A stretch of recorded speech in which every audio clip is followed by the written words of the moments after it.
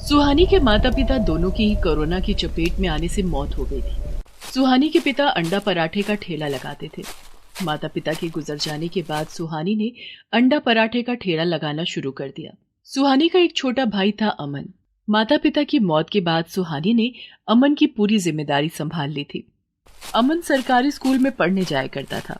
सुहानी शाम को अंडा पराठे का ठेला लगाती थी।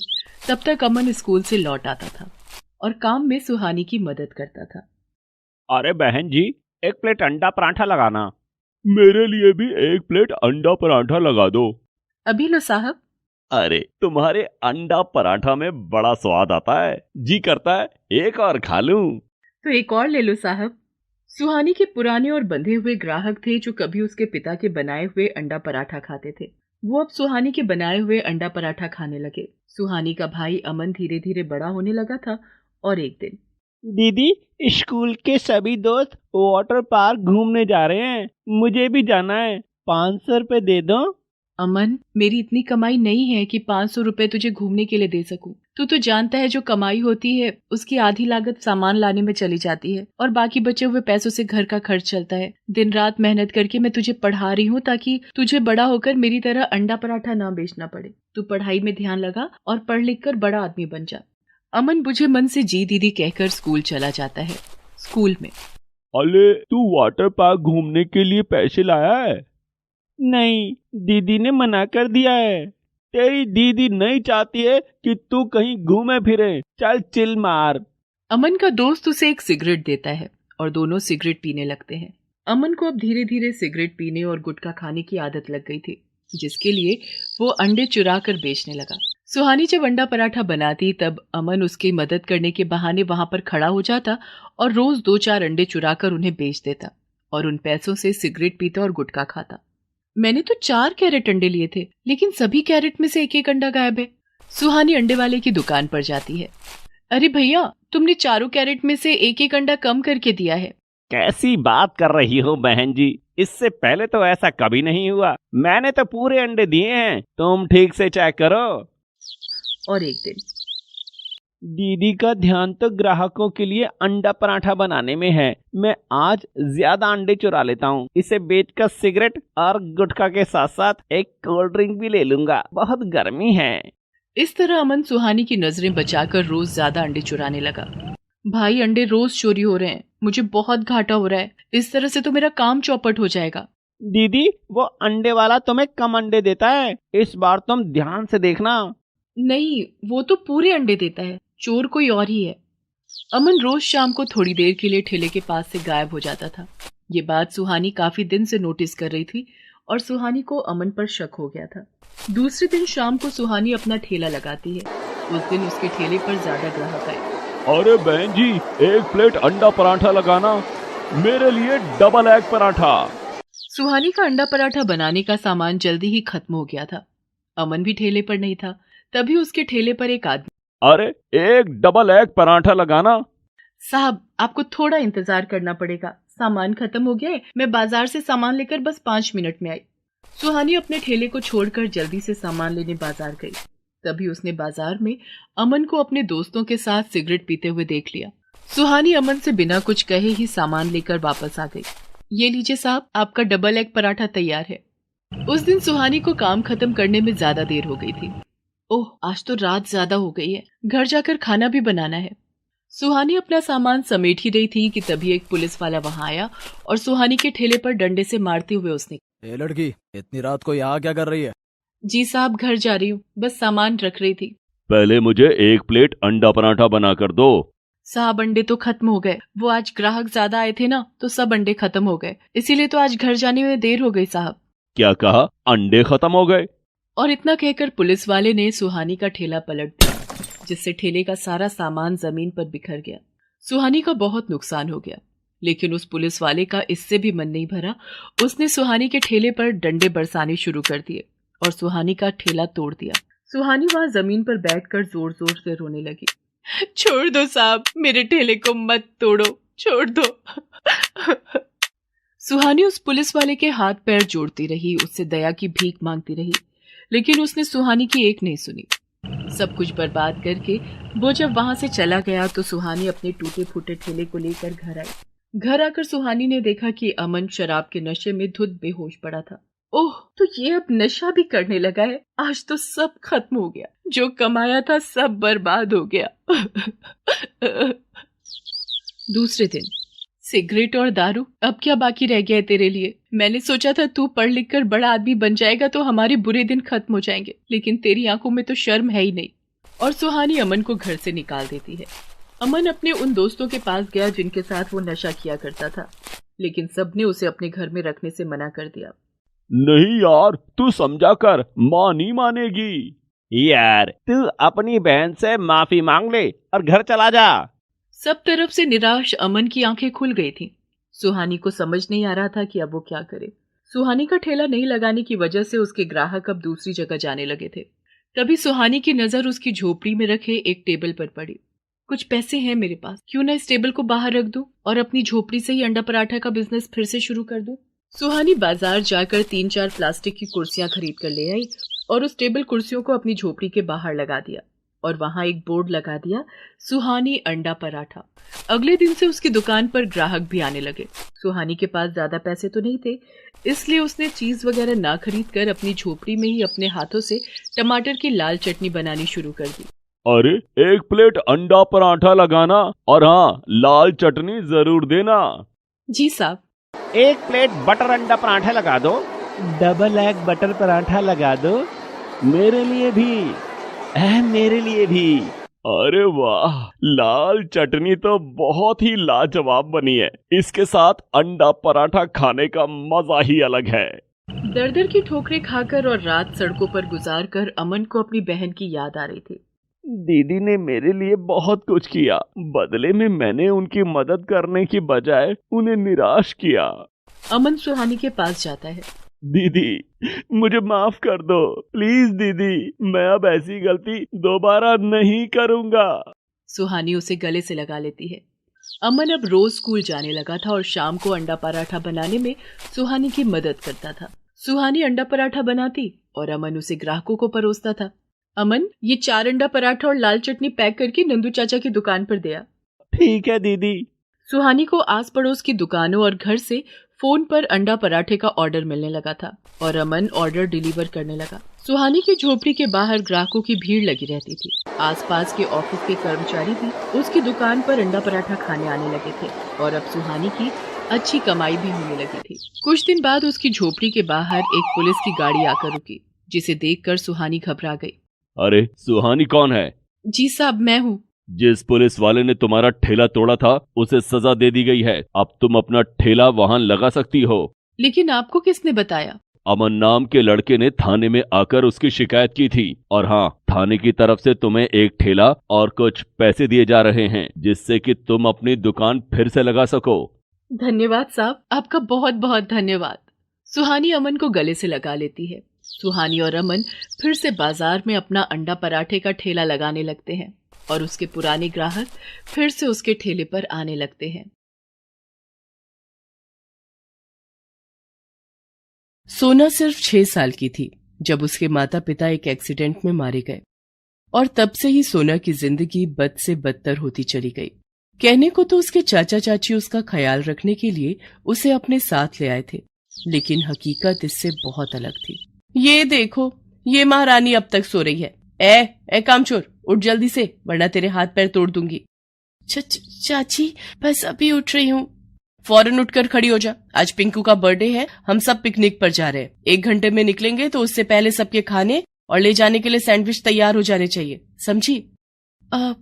चाची, मैं भी चलूं क्या आपके साथ? कोई जरूरत नहीं है, तुझे पाल रहे हैं ये कम है क्या, जो अब तुझे घुमाने फिराने का भी ठेका ले लें हम। सोना के साथ हमेशा ऐसा ही होता था। सोना को हमेशा से घूमने और नई नई जगहें देखने का बहुत शौक था, लेकिन अपने माता पिता को खोने के बाद से ही सोना के शौक तो दूर की बात है, उसकी बुनियादी जरूरतें भी पूरी नहीं हो रही थी। सुन, ये सैंडविच यहाँ क्यों रखा है? चाची, ये एक सैंडविच मैंने अपने लिए रख लिया था।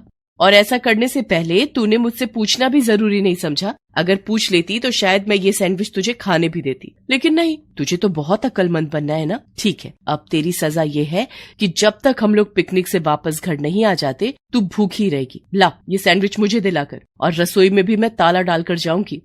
नहीं चाची, ऐसा मत करो, मैंने कल शाम से कुछ नहीं खाया है। सोना रोते हुए अपनी चाची से माफी मांगती रही, लेकिन उसकी चाची का दिल नहीं पसीजा। सभी लोग सोना को घर में अकेला छोड़कर पिकनिक पर चले गए। घर की रसोई पर ताला था और न ही सोना के पास कुछ खरीदने के लिए पैसे थे। सोना रोती रही, लेकिन वहाँ उसकी सिसकियां सुनने वाला भी कोई नहीं था। रोते रोते कब उसकी आंख लग गई, खुद सोना को भी पता नहीं चला। कहाँ गया वो सब? अरे लगता है वो सब सपना था, लेकिन वो जगह कितनी अच्छी थी। काश मैं वैसी ही जगह पर सचमुच जा सकती। सोना ये सब सोच ही रही थी कि अचानक उसे अपने हाथ के पास कुछ महसूस हुआ। उसने ध्यान से देखा तो वहाँ एक किताब रखी हुई थी जो उसने इससे पहले कभी नहीं देखी थी। अरे ये किताब किसकी है? पिंकू की तो नहीं लग रही, और ये देखने में भी कितनी सुंदर है, लेकिन ये मेरे सिरहाने आई कहाँ से? इसे खोल कर देखती हूँ, इसे पढ़कर कुछ टाइम ही कट जाएगा, फिर शायद भूख भी ना लगे।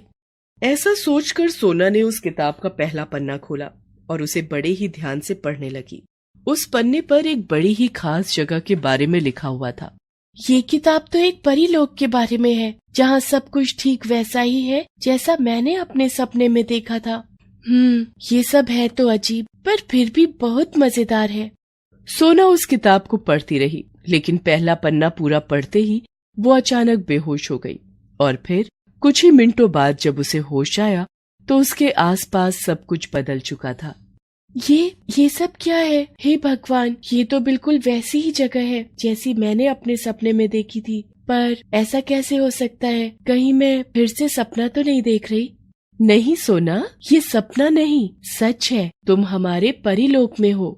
ये सारी बातें सोना से एक परी ने कही जो उसके ठीक सामने ही खड़ी थी। सोना हैरान थी क्योंकि उस परी ने जो कुछ कहा वो बिल्कुल सच था। आप कौन है? और वो किताब कहाँ गई? मैं एक परी हूँ, यही परीलोक मेरा घर है, और वो किताब वहीं पर है, और असल में तुम भी वहीं पर हो। यकीन नहीं होता तो ये देखो। इतना कहकर उस परी ने सोना की तरफ एक जादुई आईना बढ़ा दिया, जिसमें सोना अपने पुराने रूप और पुराने घर में ही थी और आराम से सो रही थी। वो जादुई किताब भी उसके पास ही थी। ऐसा कैसे हो सकता है? मैं वहाँ और यहाँ एक साथ कैसे हो सकती हूँ? जादू से कुछ भी हो सकता है सोना। वैसे वहाँ सिर्फ तुम्हारा शरीर है, असल में तुम यहीं पर हो। जब तक तुम यहाँ रहोगी तब तक उस दुनिया में तुम ऐसे ही सोती रहोगी। डरने वाली कोई बात नहीं है, तुम जब चाहे वहाँ पर वापस भी जा सकती हो। अब ये सब छोड़ो और ये बताओ कि क्या तुम यहाँ घूमना नहीं चाहोगी? हाँ, क्यों नहीं, मुझे ये पूरी जगह देखनी है। ठीक है, तो फिर चलो मेरे साथ, तुम्हारे लिए यहाँ बहुत कुछ है। उस परी ने सोना को पूरे परीलोक की सैर करवाई और फिर वो सोना को एक बड़े से महल में लेकर गई। कितना बड़ा महल है ये, और कितना सुंदर भी है, लेकिन यहाँ रहता कौन है? ये परी महल हमारे राजा जी का है, वो वहाँ पर उनका कमरा है। अच्छा, तो चलिए ना, मुझे राजा जी से मिलना है। हाँ, पर पहले तुम कुछ खा तो लो, तुम्हें भूख लगी होगी ना। परीलोक की खूबसूरती में सोना इस कदर खो गई थी कि उसे भूख का एहसास ही नहीं रहा। लेकिन फिर परी ने जब उसे खाने की मेज पर बिठाया तो उसकी आंखें चमक उठी। इतना सारा खाना, ये सब मेरे लिए है क्या? हाँ, सब तुम्हारे लिए है, खाओ ना। उस दिन सोना ने कई सालों के बाद जी भर कर खाया और फिर थैंक यू परी जी, सच में मजा ही आ गया। अब हम क्या करेंगे? तुम्हें राजा जी से मिलना था ना, तो फिर चले। लेकिन रुको, तुम ये कपड़े पहनकर राजा जी के सामने नहीं जा सकती। इतना कहकर परी ने अपनी जादुई छड़ी घुमाई और इसके साथ ही सोना के फटे पुराने कपड़े एक सुंदर सी पोशाक में बदल गए। अब सोना भी बिल्कुल एक परी जैसी ही लग रही थी। अब तुम राजा जी से मिल सकती हो, चलो मेरे साथ। और मेरी एक बात ध्यान से सुनो, राजा जी से अदब से बात करना, उनसे ऐसा कुछ मत कहना जिससे वो नाराज हो जाए। जी ठीक है, मैं ध्यान रखूंगी। इसके बाद वो परी सोना को राजा जी के कमरे में लेकर गई। वो कमरा बहुत ही बड़ा और शानदार था। ऐशो आराम की हर चीज थी उस कमरे में। सोना, तुम यहीं बैठकर इंतजार करो, राजा जी बस आते ही होंगे। अब मैं तुमसे थोड़ी देर में मिलती हूँ।